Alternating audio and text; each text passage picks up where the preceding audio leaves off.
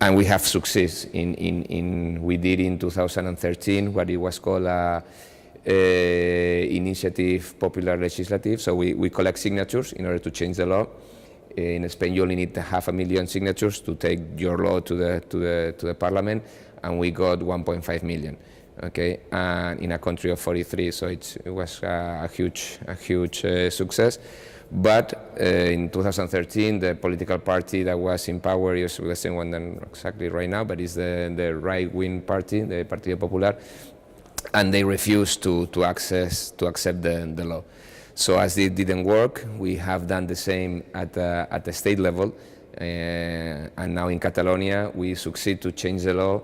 And since July, if a family gets evicted, then and we have changed the paradigm. We say, if you are a company that is making money with a basic right, which is like housing, you have to assume your responsibility, okay, of that. So from now on, if a bank or a big corporation, a big cooperative landlord, or a vulture fund like Blackstone wants to come and evict a family, they are going to be obliged by law to reallocate this family in one of their own buildings. Okay, and they are going to be obliged by law to give them a social rent or affordable rent between 10 and 18% of their income. Okay, yeah, I can tell you a little bit how works a situation at PAH, no? How, from the point of view of somebody who has been affected. We have a old lady, Maria, which is like 80 years old, with her husband, which is sick and really has had a lot of depression, because obviously all these housing problems generate health problems, generate family problems, so you have a lot of divorces because the stress, obviously, that the banks are putting you. You have to think that a foreclosure process in Spain with a mortgage takes 2-3 years. And we have people that 5-6 years that they have been fighting, and they're still fighting with the bank. So, for example, Maria came one time to our assembly. She was obviously quite sad, depressed. She thought she has done something wrong, and what they did is being the guarantors of her daughter's house. Okay, so the daughter, she already lost her house because the bank took it.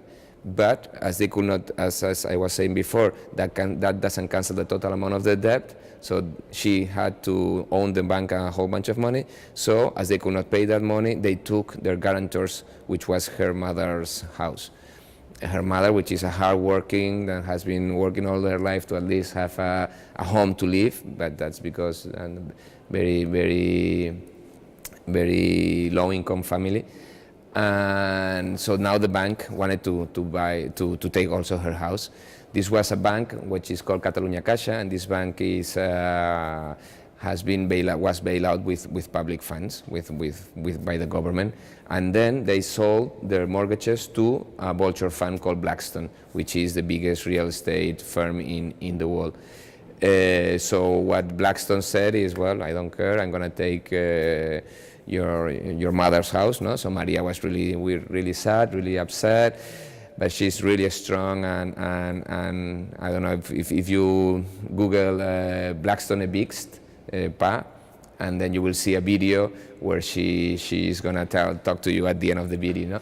And anyway, so we fight with her, we fight for her situation, and at the end we agree with the bank, with this vulture fund, that Maria was going to stay there until she will pass away, not because first they wanted her to evict. After okay, she's not going to be evicted, but I'm going to give her only 3-year lease contract, and after 3 years she's going to go. And we said, well, what's in 3 years we're going to be in the same situation. She's not going to accept that, and she didn't want to do that. And at the end, after we did a couple of actions, we occupied the bank, we were on the news, and after all this process, the bank had to agree, Blackstone had to agree to give her a rent for a lifetime rent. So as long as she's alive and her husband is alive, they are going to be able to stay in their home, the home that they have been living since ever. So yeah, that's one of the, and the way that happened is, again, she came to the Welcome Assembly.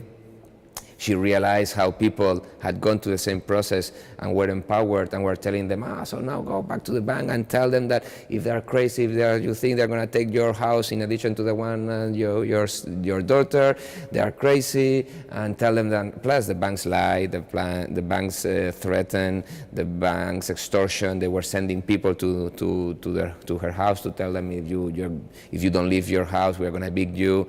So very, very, very strong and like a mafia. You know, they're really, they act and they work like a mafia. So she stood firm, and after, it took us like more than 2 years, but at the end she was capable to stay at her home. And this is the case of Maria, but we could be talking about the case of Anna, we could talk about the case of Begoña. So there are so many cases, and after fighting, after being empowered, after all the pressure from the movement, then we have many successes. And that's one of the keys of LAPA.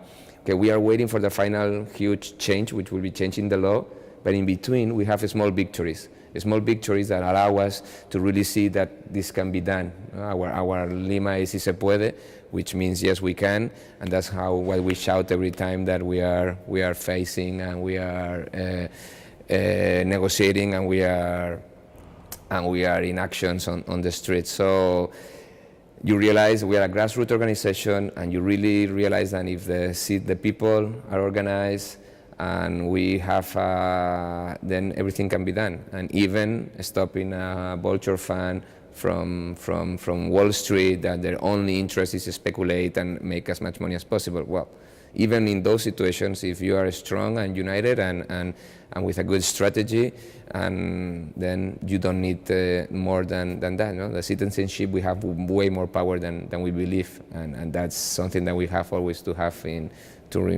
mind.